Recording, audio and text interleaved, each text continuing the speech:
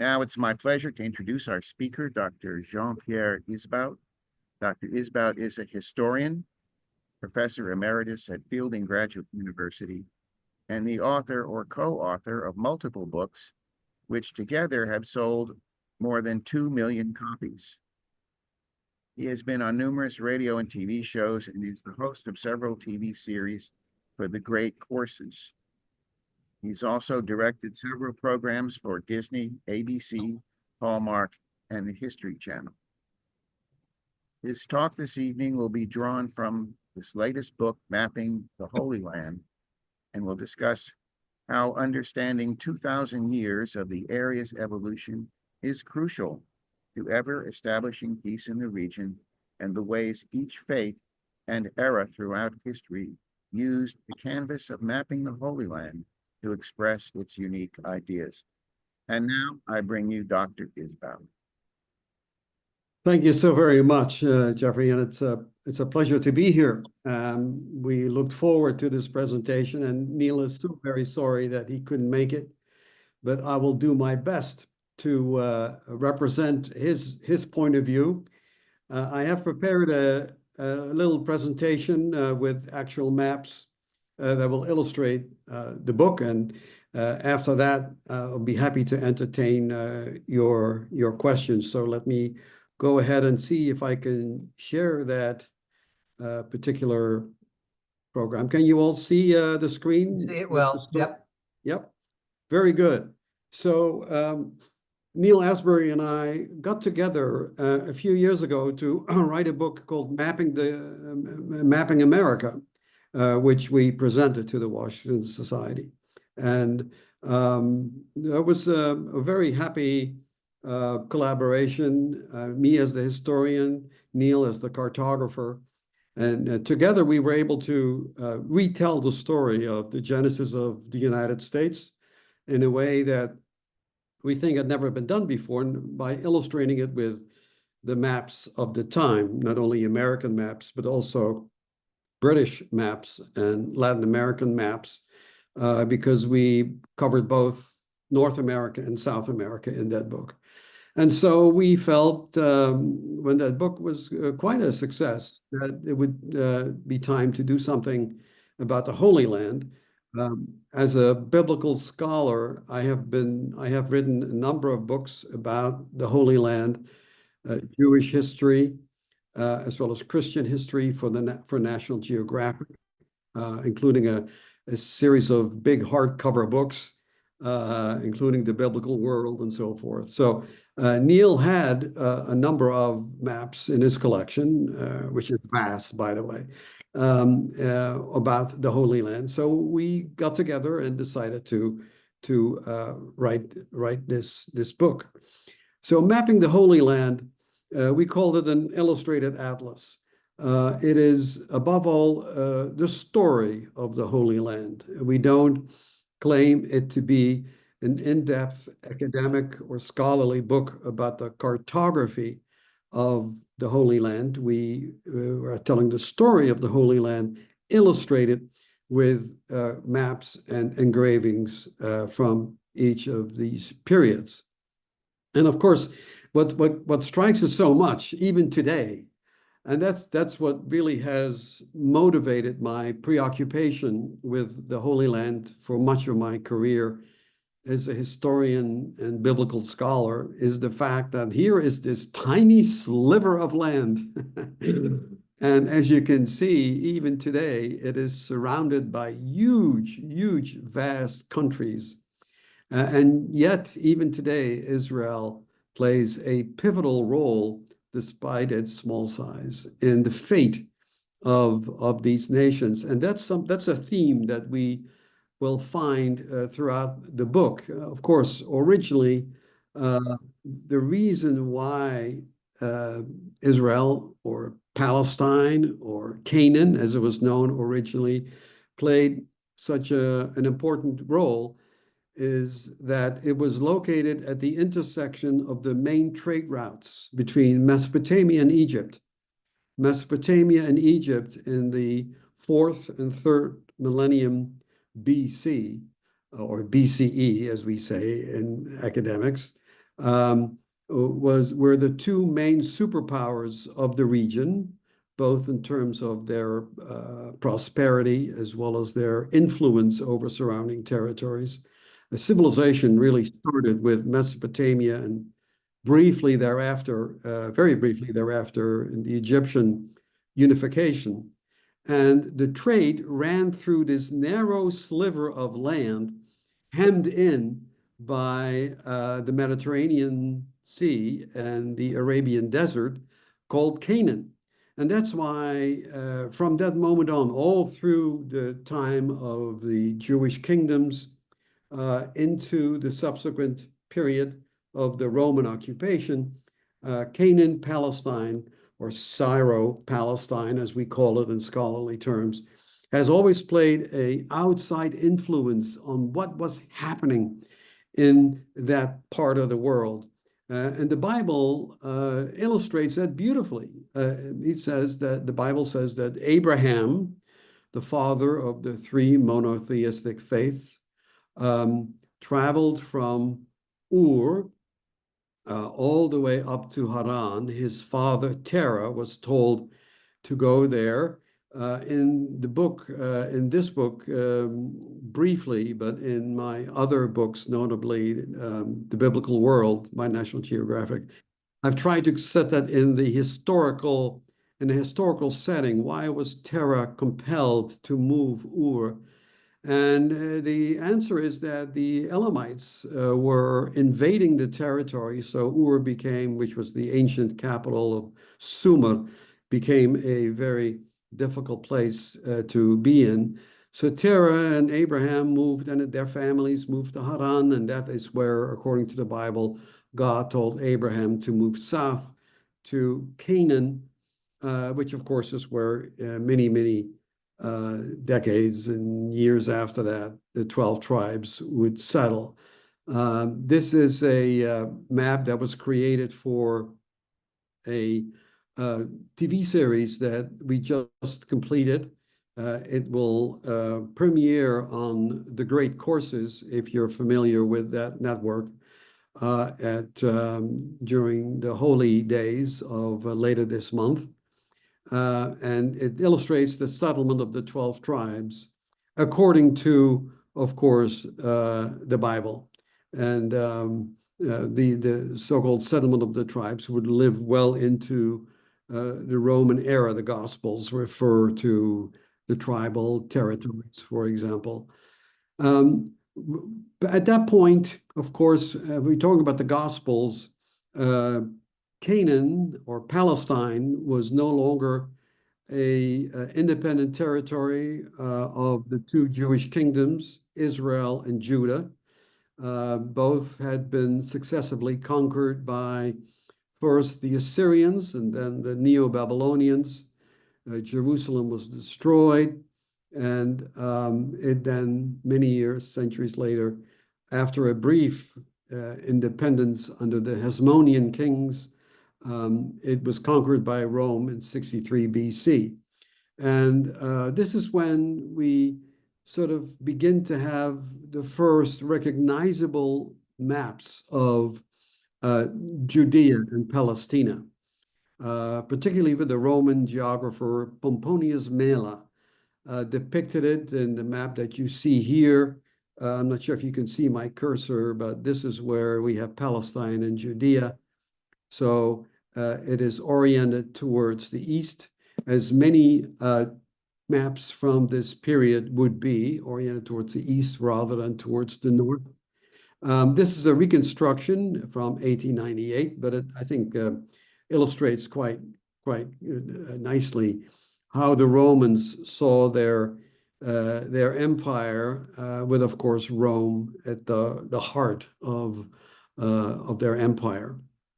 And then Ptolemy is a very important person in this particular story because it was the Greek scholar Ptolemy who, in the 2nd century AD, decided to create a atlas, if you will, a world map with successive maps, which went all the way from the Canary Islands to China, and Korea, from Scotland to North Africa. It was the most ambitious attempt at the time, but only the 2nd century AD, to encompass the world. And you can see here just as Europe, Africa, other than the north of Africa, was largely terra incognita.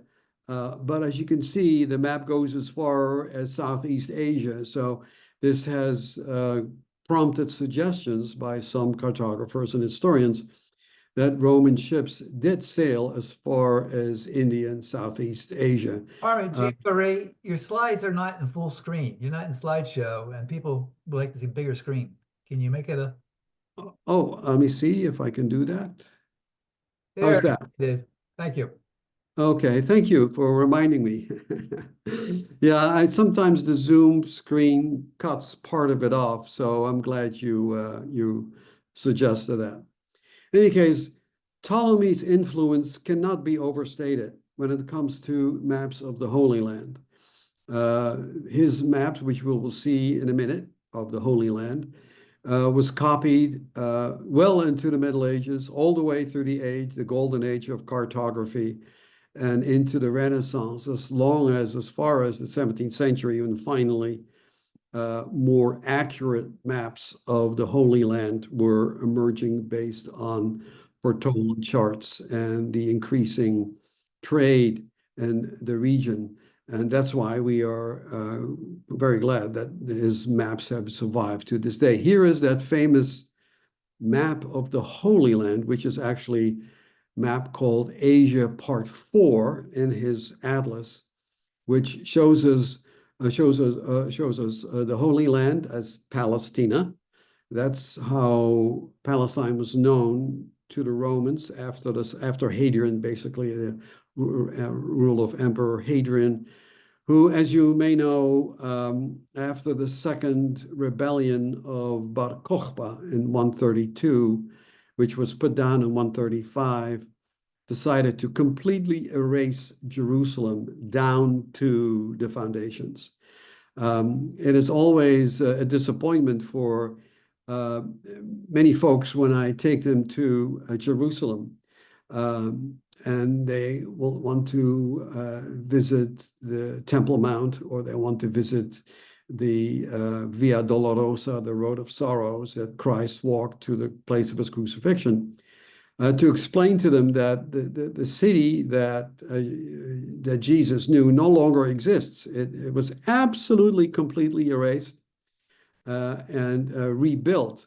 And it is only because of some of the descriptions that lasted until the 4th century, when Queen Helena, the mother of Emperor Constantine, went to the Holy Land specifically to re-identify those places, that we know where some of these sites were located. But the actual Via Dolorosa and some of the other roads of Jerusalem, as we will see in a moment, are basically part of the Roman infrastructure, the Roman city grid of Jerusalem. The city was called Aelia Capitolina at that time, after 135, and that's how it would go into history. But Ptolemy's map, Asia Part 4, which you see here on the screen, would be copied endlessly, even when more accurate information was available. And that became the basis for maps for the centuries to come. On the bottom of the area, so here is Judea, here is Palestina, and here on the beneath that red line is a territory called Arabia Petraea. This was the part of Arabia that Rome had also conquered. Beyond that, Arabia Felix, as it is also known, Happy Arabia, was largely uncolonized by the Romans because they didn't see much of a point. They kept basically control of the trade routes, of which Petra was such an important part, hence the word Arabia Petraea. Empress Helena, as I mentioned, was the mother of Emperor Constantine. And in 313 AD, the famous decree of Constantine made Christianity a licensed religion, ending the persecutions, which I must say were intermittent. I mean, it would be wrong to assume that Christianity was systematically persecuted for the first 2 centuries after the death of Christ. In fact, the Roman network, which encompassed some 25,000 miles, was a key factor in the spread of Christianity very rapidly through the Roman Empire in the latter part of the 1st century and 2nd century.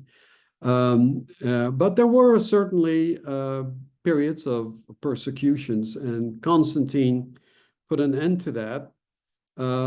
Legend has it that he was also baptized. That is actually not correct.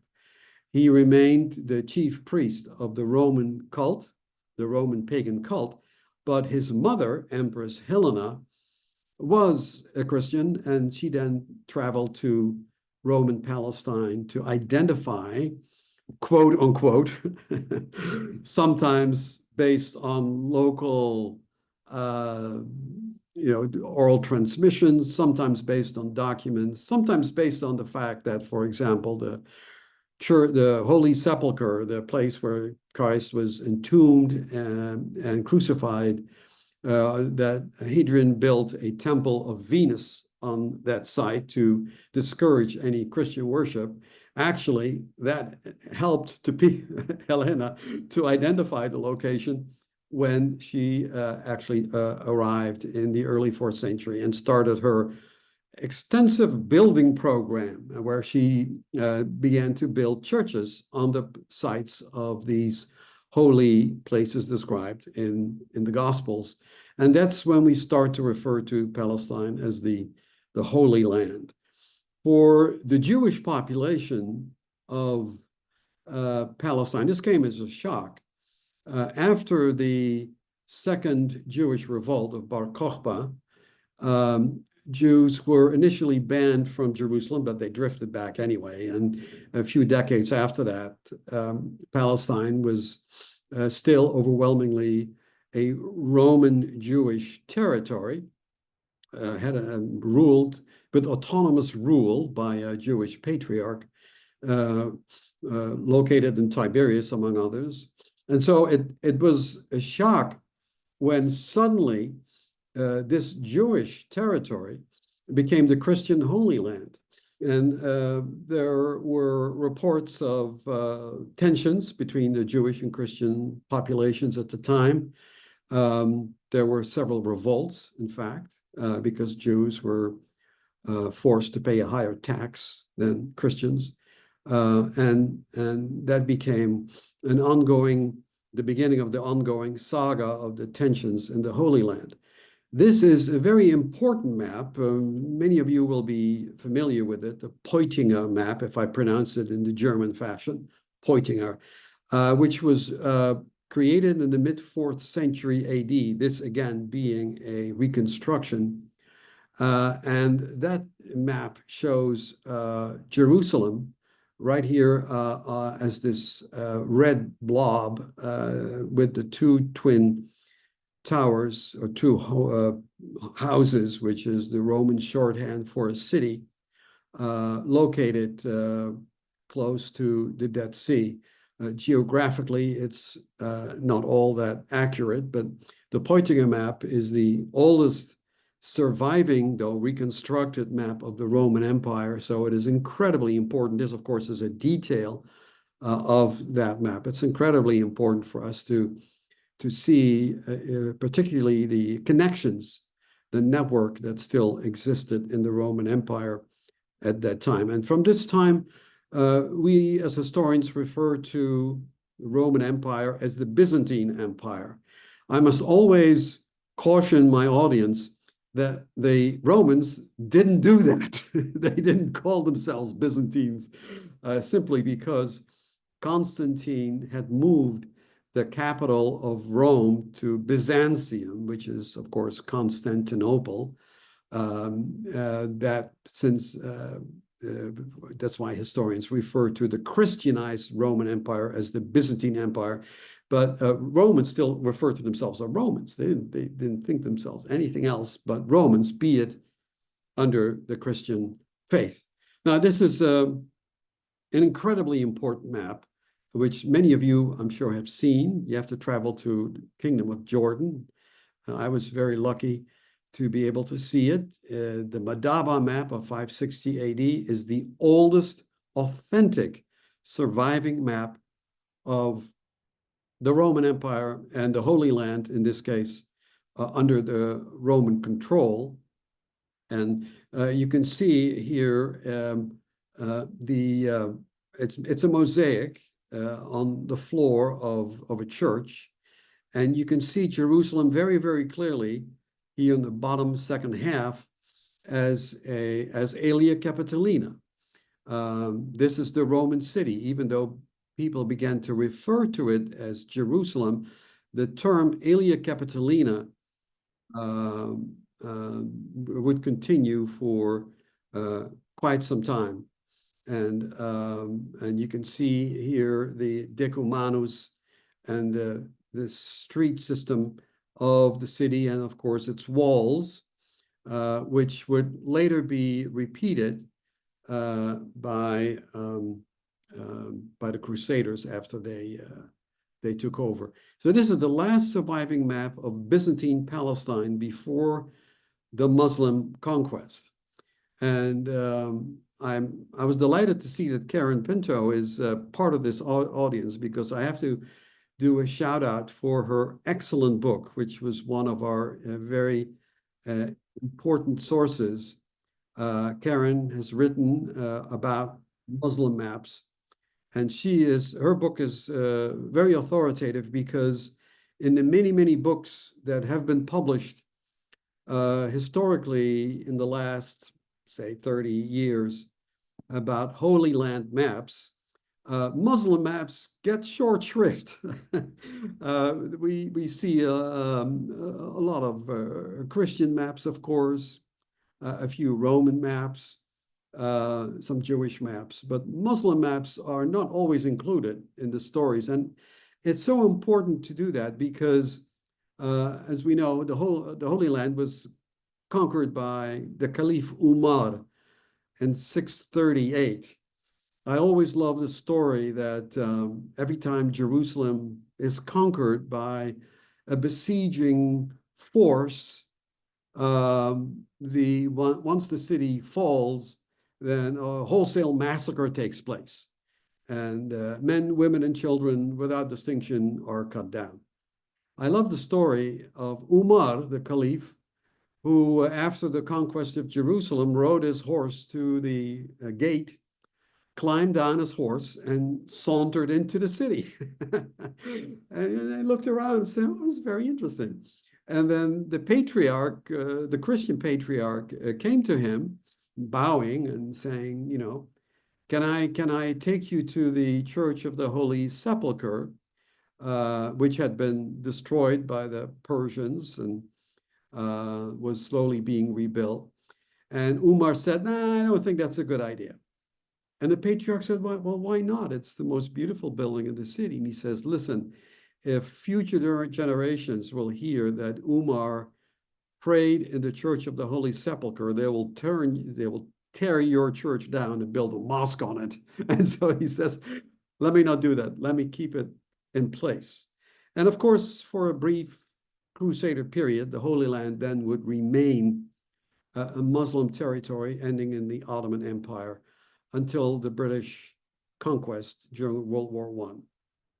Now, as you can see from this map, Muslim cartographers were, generally speaking, there are exceptions which are treated in our book, but Muslim cartographers were not terribly interested in the specific geographical contours of their map. They were more interested in depicting the ummah, the Muslim community. And we have to remind ourselves that Muslim artists were not allowed to depict living things, humans or animals for that matter. So as a result, they developed a beautiful abstract calligraphy style, which of course we see even today in the Middle East.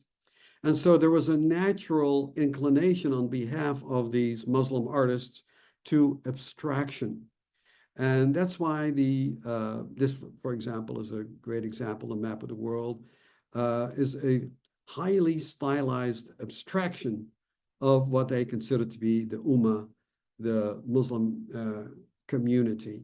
And it's a very important that we note that, and we dedicate a special chapter in the book to the Muslim period, because it was Muslim cartographers who copied Ptolemy's Geographia, his famous Asia Part 4 map of the Palestine, whereas the rest of the Western Empire, the Western Roman Empire, went into a steep decline. So it is thanks to these great Muslim cartographers, and I've listed a number of here.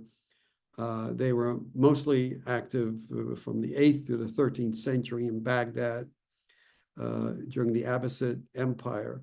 We owe it to these Muslim cartographers that ultimately Ptolemy's work was preserved, made its way into the bloodstream of Al-Andalus, which of course is the Spanish part of the Islamic Empire up until the Reconquest, and thus into the monastic culture of the Middle Ages. And that's how we are able to still admire these maps today. Well, then we have the Crusader era. We talk about the Crusader era. I wrote a separate book about the Crusades, if you're interested in that, also published by National Geographic. It was actually a very short period. People talk about the Crusader period as if it was many centuries. It was actually less than a century.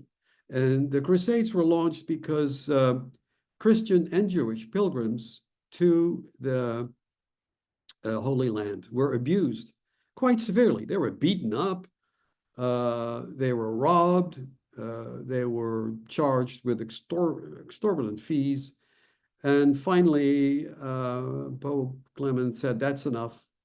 And he called for a liberation of the Holy Land, which led to the launch of 7 official crusades and a whole bunch of mini crusades in the meantime, beginning in 1096. And it was only the first crusade which was successful and led to the 4 kingdoms that you see in this modern map here: Kingdom of Jerusalem, Tripoli, Antioch, and of course the Kingdom of Jerusalem being the most important, ruled by Frankish kings.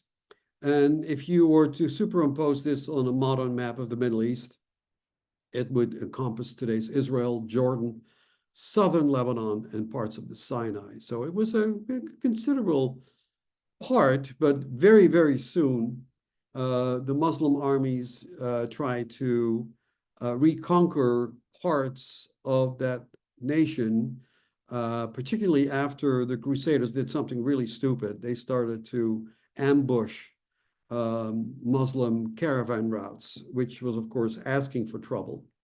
And the trouble will soon arrive. But in the meantime, we have a category of Crusader maps from the 11th and 12th centuries, which are quite interesting because they are so similar.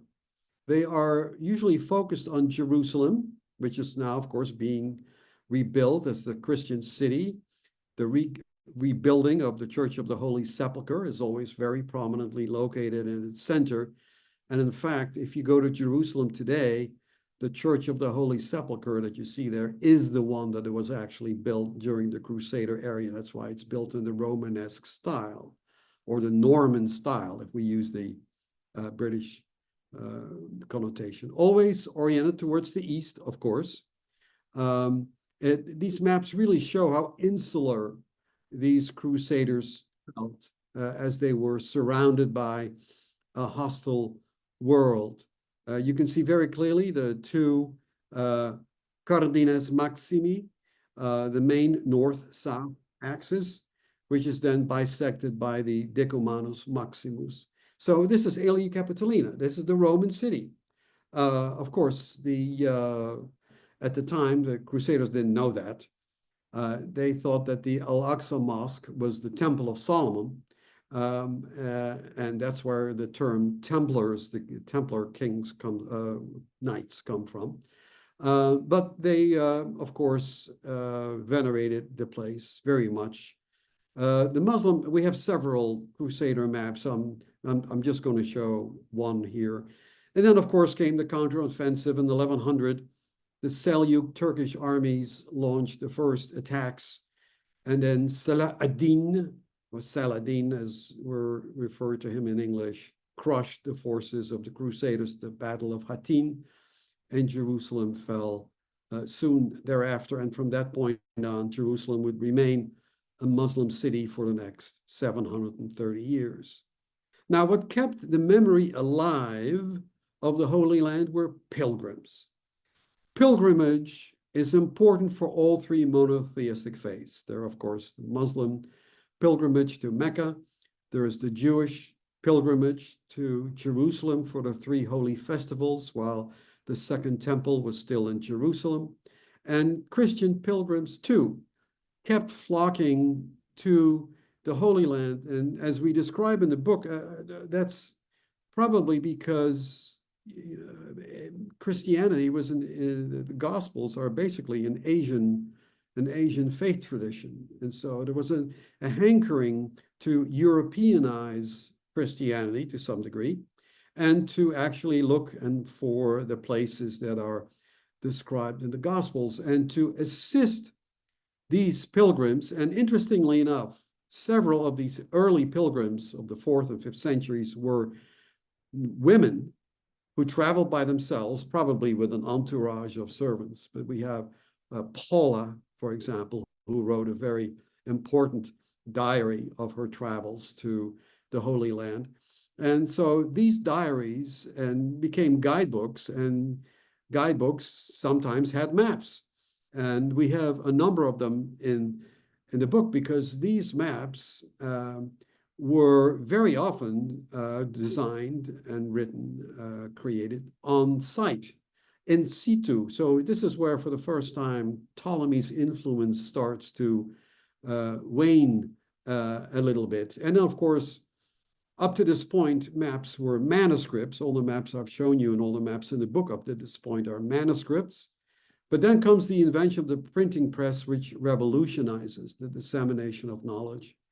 The Nuremberg Chronicle, of course, is a very important, probably the first illustrated book, which is the history of the world, largely inspired by the Bible, but it has many important quasi-maps or perspective views, such as this wonderful engraving of Jerusalem and the Temple of Solomon in the Nuremberg Chronicle. And then comes the age of exploration. And then you can see that ships actually begin to restore some of the trade routes. In the book, for example, I found some silver guilders that were struck in the Netherlands, which was a major trading partner in the 17th century, that were found in Israel, because these silver dalders, as they were called, were struck specifically for trade with cotton from Galilee, believe it or not. So trade really begins to develop. As a result, we have Portolan maps, Portolan charts, survey instruments begin to make their appearance, and maps of the Holy Land are now based on actual observation. And then comes a very important part, a very important development, which is the Protestant Reformation, initially by Martin Luther. John Calvin and others followed in his wake. And they, of course, lead to a major split between the North and South in Europe. The Reformation launched the Catholic Counter-Reformation, which actually created another impetus to go to the Holy Land. But one thing that was done at the time, that the Reformation started to produce its own Bibles according to their own canon, which was somewhat separate from the Catholic Bibles. And unlike Catholic Bibles, the Protestant Bibles used maps to illustrate the story, which is, there's a wonderful publication about it, which we refer to in the book, which was done 20 years ago, a survey of Protestant Bibles and how Protestant Bibles, unlike Catholic Bibles, started to use maps. Of course, these were then later hand-colored. They were not printed in color, as you see here. They were printed in black and white, but then hand-colored. And what is very important, that the theme of the Exodus is very important, because the Protestant faiths saw themselves as the heirs to the Jews who fled Pharaoh in Egypt. They too fled the Roman Catholic Pope, and established their own faith tradition. So you see an incredible popularity right now for maps of the Exodus.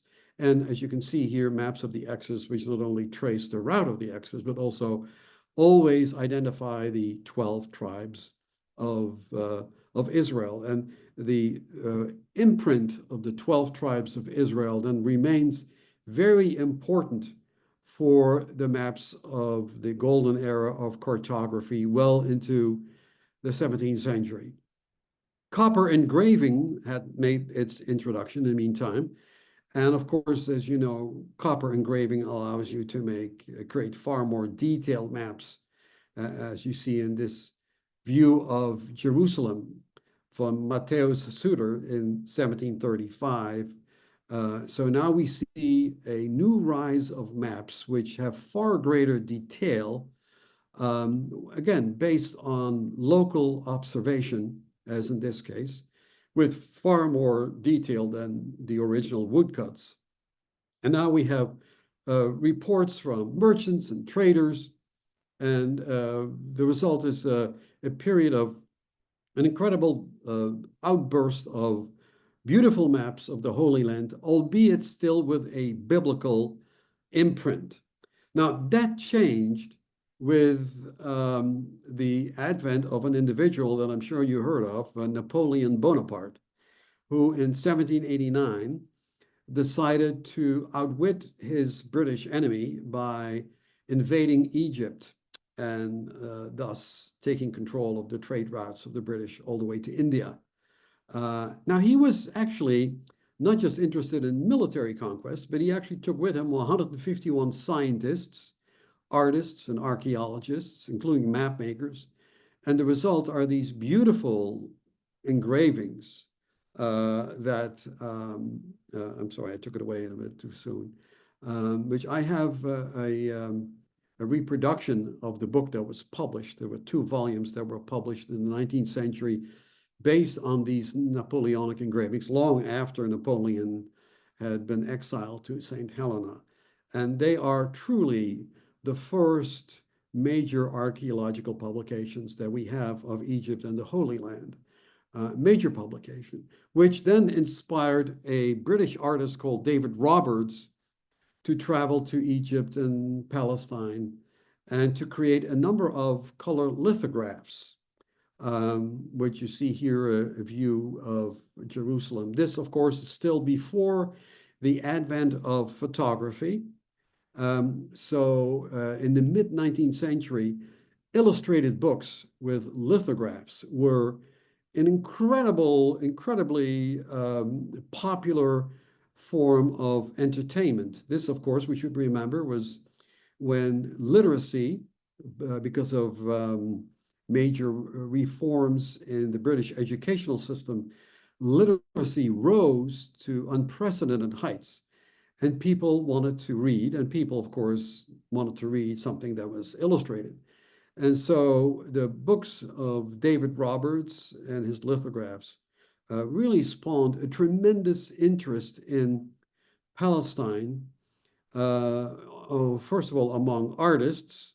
Orientalisme is a style in French 19th century art where many artists, such as Eugène Delacroix, traveled to North Africa, Morocco, and the Holy Land, just besotted with the exotic landscapes that David Roberts had depicted for them. But it also led to a new interest in Palestine outside of the biblical context. And this is when you see the development of maps which have lost their biblical connotation and are now looking at Palestine from an entirely different point of view. On the one hand, of course, the growing interest in Jewish immigration to Palestine, but on the other hand, even more importantly, because of strategic reasons, the creation of the Suez Canal had created a considerable concern on the part of the British over their control of that territory, since the Ottoman Empire was not always easy to deal with. And so you see the development of the Palestine Exploration Fund in 1865, which then set out to create topographical, geographical maps of the Holy Land without any reference whatsoever to biblical sites. These are maps to be used in times of war, which actually they were.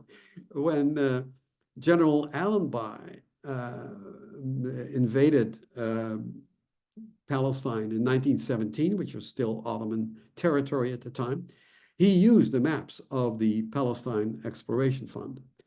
And that's when we see, of course, the wave of immigration, Jewish immigration to Palestine as the homeland, a new homeland. Balfour and the British cabinet, the Minister Balfour had promised that Britain would support that, the creation of a homeland. So you see that after World War I, a growing portion of the population in Palestine is Jewish, 11% versus 89% Arabs. By the end of 1947, just on the eve of the birth of the State of Israel, the Jewish share had risen to 31%. And that's when, of course, after the outbreak of World War I, here's again the British Foreign Minister Arthur Balfour promised Jews a national home after the defeat of the Ottoman Empire. Then in 1917, Allenby did invade Palestine and captured Jerusalem. As you see here, he walks through the Jaffa Gate into the new territory. Now, that's when, in 1922, the League of Nations, which was a precursor of the United Nations that we know today, figured out, what are we going to do with all these Ottoman territories, right? We have all these territories, Syria and Lebanon and Palestine, and who's going to take control these territories? Now, today we would say, you're going to have an election and you're going to foster the development of political parties and you're going to instill democracy.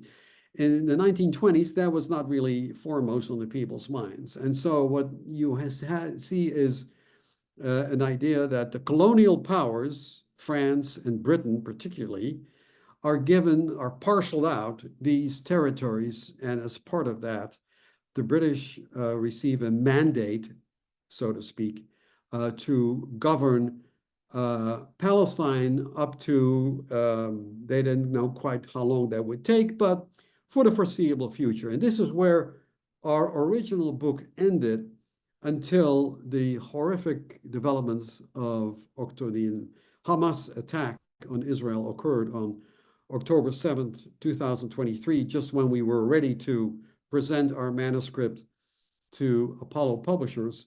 And at that point, we said, hang on a minute, this is such an important development. We need to extend the story into the 21st century. So that's when we added a new chapter about the modern history of the Holy Land, of Israel, Palestine. And of course, as you probably know, there were growing tensions between the Jews and Arabs in Palestine at the time, which proposed the development of the so-called Peel Commission to create a partition of the British Mandate into a Jewish state and an Arab state. Here is the two-state solution, friends, that we're trying to somewhat realize, at least that is the American policy up to this point, in the Middle East. Here it is, the two-state solution, which was part of Resolution 181, adopted almost by acclaim. A vast majority of the United Nations adopted this partition, which you see in the map here, between a Jewish state, which is blue, and an Arab state, which is orange. The Jewish agency, David Ben-Gurion, accepted that. He didn't like it. I mean, obviously, major parts of where Jewish settlements and kibbutzim were located were now part of the Arab territory. But he figured, this is a beginning. We finally have our state. This is our state. Let's go ahead and do it. And that's when David Ben-Gurion proclaimed the state of Israel. The Arab League, however, rejected the plan. And this is where the tragedy of the 21st century that plays itself out to this day begins, because the Arab states, nobody asked the Palestinians for their opinion. The Arab states surrounding the Mandate territory rejected the plan, and then, of course, attacked the new Jewish state on May 15th, 1948. At that time, of course, that's when we have the terrible war, the War of Independence, as it is known in Israel, which remarkably, Israel won, even though the combined armies of Jordan, Syria, Lebanon, and Egypt were, of course, far greater in materiel and forces. But Israel was able to, by a miracle, was able to reassert itself, and in fact captured part of the Shefla Valley, the Jerusalem suburbs, New Jerusalem, as we call it today, and all of the Negev desert. And this is what's so interesting. The Gaza Strip and the West Bank, was it handed over to the Palestinians for autonomous rule? Did they allow the Palestinians to take control of their own lands and what was identified as Gaza and the West Bank? No. Egypt took control of Gaza, and the Kingdom of Transjordan, which is now called the Kingdom of Jordan, annexed the West Bank. a lot of people forget that. When I talk about the history of the Holy Land, they said, no, these people didn't have a chance. The Egyptians and the Jordanians just grabbed the land and made it part of their territory, and that's the end. And that's the end and the beginning of their suffering. And as a result, of course, of the war, 700,000 Palestinians fled to refugee camps in Jordan and Lebanon, and Nakba, as it is called in Arabic. And that's the situation we have today. The Oslo Peace Accords try to produce autonomy under the Palestinian Authority. Here is a map that we also include in the book, which showed that the West Bank and the Gaza Strip would have autonomy just short of an independent Palestinian state. And the idea was that Oslo said that, you know what, as long as there's peace and things are calm, Israel will slowly hand over territory and sort of allow the Palestinian Authority to gain control of the region. Of course, we know that didn't happen. And so today, there is roughly a parity between in Israel and the West Bank, between Israeli Jews, 6.2 million, and 6.1 million West Bank Arabs. And this is the situation that we have today. There are 144 Israeli settlements on top of that in the West Bank, with almost 500,000 Israeli settlers. And The government of Netanyahu has announced that there will be many more homes in this region, which will, of course, complicate any future peace settlements. And this is where our story ends. This is what then led to the Israel-Hamas war. Terrible, terrible, vicious attack by Hamas, which ruled Gaza as a despot. Even though they were elected, they quickly turned the Gaza Strip into a autocratic regime. And of course, the toll as of today is 1,139 Israelis plus Israeli soldiers killed in the war going on right now, and over 44,000 Palestinians. That is the story of the mapping the Holy Land. And we found it fitting that we would extend the book into the 21st century and to the latest developments so that we really have a complete rounded picture of the history of the Holy Land from basically the first millennium BC to today, 3,000 years of Holy Land history. That's my story.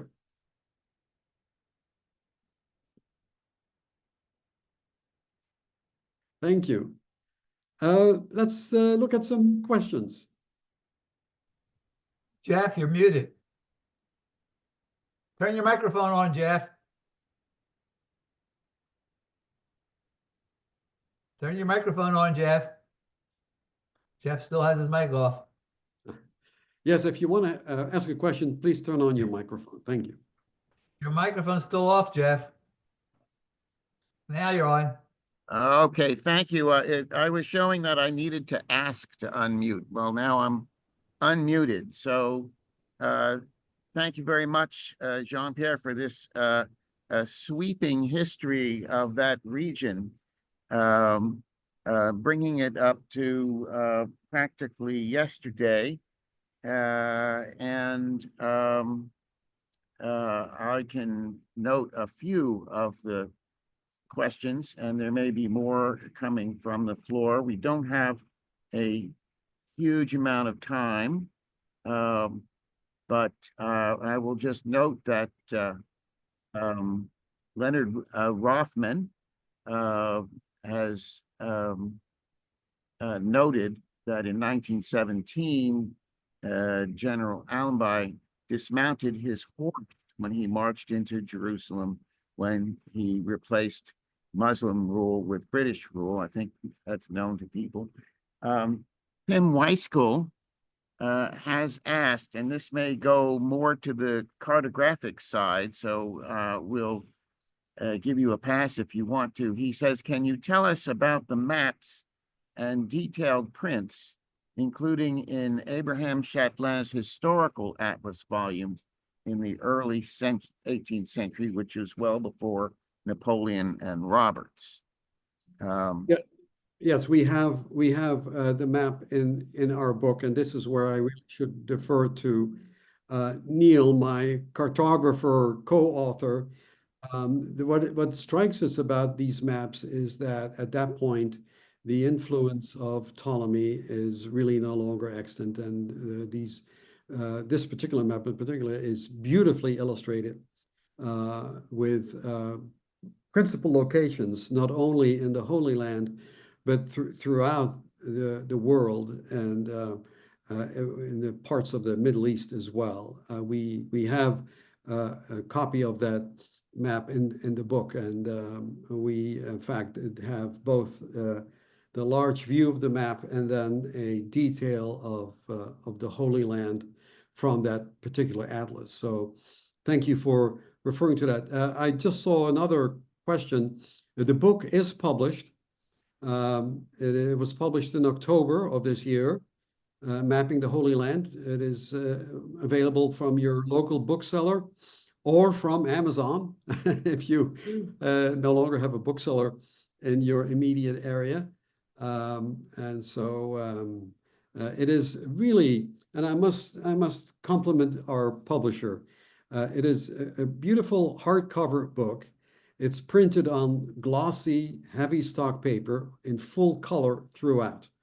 We did the same for Mapping America, and this time Apollo really went all out to create these maps in beautiful stellar color that I think would make it a beautiful Christmas present for your colleagues or friends, or Hanukkah present if you have colleagues or friends who are interested in the Holy Land. One more thing I may add, if Jeffrey, if that's okay, is that it is strictly non-denominational. All my books about the Holy Land, both the Apollo book and the books that you will find on my website, jpisbouts.org, printed by National Geographic, are non-denominational in the sense that that neither Neil nor I take a particular point of view, whether Christian, Jewish, or Muslim. We try to appeal to as large an audience as possible. So the book is I think, would be enjoyable for people of any background or faith tradition. And that's, for me, very important. So if you get a chance to look at the book, I hope you'll enjoy it. Let's go on to the next question. I have a Well, question. we're almost out of time, but I'm going to throw one in myself, which is related to one of the questions, and that is, could you elaborate a little bit more on why Protestant Bibles made more of maps of the Holy Land than Catholic publications? That's a very good question. And I think it's because Protestant reformers almost from the beginning had a greater interest in science than Catholic theologians, if you will. There was also a greater sense of liberation. So that is the sort of the theological inspiration for that. But very clearly, there was a inclination on the part of Protestant authors of Bibles to show where these places were that the Bible talks about, not just the Gospels, but the Hebrew Bible as well. There was a very clear indication that people wanted to see what these places looked like and how you could get there. There were many Protestant pilgrims who traveled to Palestine in the 16th and 17th century. So I think that created an impetus for the publishers of Protestant Bibles, unlike Catholic Bibles, to really illustrate the texts of the Hebrew Bible and the New Testament with the material that was scientifically known at that time. And of course, I should mention that much of this came from traders and merchants, such as the merchants of Palestine, of Holland, I'm sorry, the 17th century traders of Holland. You can see in the paintings of Johannes Vermeer and Nicolas Maas, for example, maps prominently displayed on the wall. So maps had become an artifact. They had become works of art. They had become a window into a historical world. And I think that's why you see that in the Protestant Bibles of the period. Thank you. And related, I have Jim, a question if you could hear Jim me. Hensinger has asked if you could provide a citation for the survey of Protestant Bibles that you mentioned. Okay, I have to go into my bibliography. I'm not sure if I have that handy right here. I think Could I if email, you, yeah, could I email that to you I afterwards? think that would be more efficient. So thank you. And a second question from Tim Weiskell. What about the presence of the Turkish, i.e. Ottoman Empire in Europe? There's been considerable cartographic interest ever since the 16th and 17th century. Yes, of course, our story is focused on the Holy Land. So while we deal with the Ottoman Empire, in fact, one part that I was really keen on was to describe the political development of Palestine under the Ottomans, just as we talk about the political development of the Holy Land under the Romans or the Christians, the Crusaders. So you can see that in the Ottoman Empire, in the Holy Land itself, there were major changes in the political or administration of the region, which led to clans emerging, for example, that held major power in certain parts of the Holy Land. But we do have an Ottoman map of the Middle East, including the Holy Land, which is completely in Arabic. And it is, we're very proud of the map. It's a beautiful map. It was very likely inspired by an 18th century French map.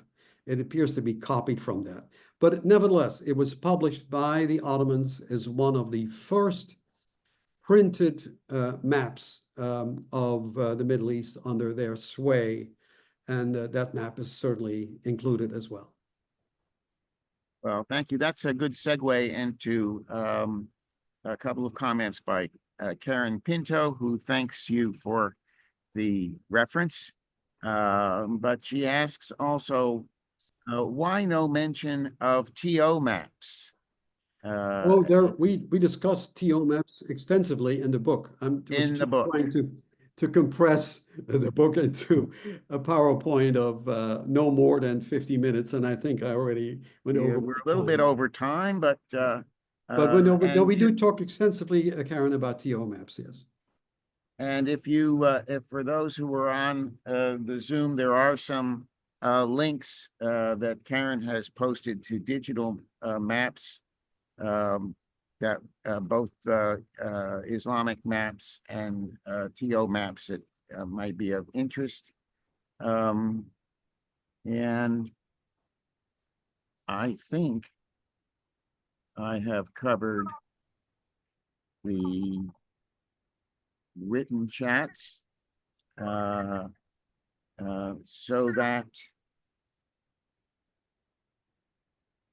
I think we could briefly open up the floor to anyone else, but I do note we're a little over time, but raise your hand or indicate if you have a question. Otherwise, we will thank Jean-Pierre for a terrific presentation and an invitation to what looks like a rich and deeper discovery exploration of the topic in his book. Thank you very much. It's been a pleasure to be with you, and hopefully we can meet again when Neil and I are plotting our next book, which is probably going to be mapping Asia, but that's a different story. Well, since he's you mentioned he's in China, maybe that will contribute to that. So Absolutely. thank you very much, everybody. And as I mentioned, the next Zoom lecture will be on January 16th.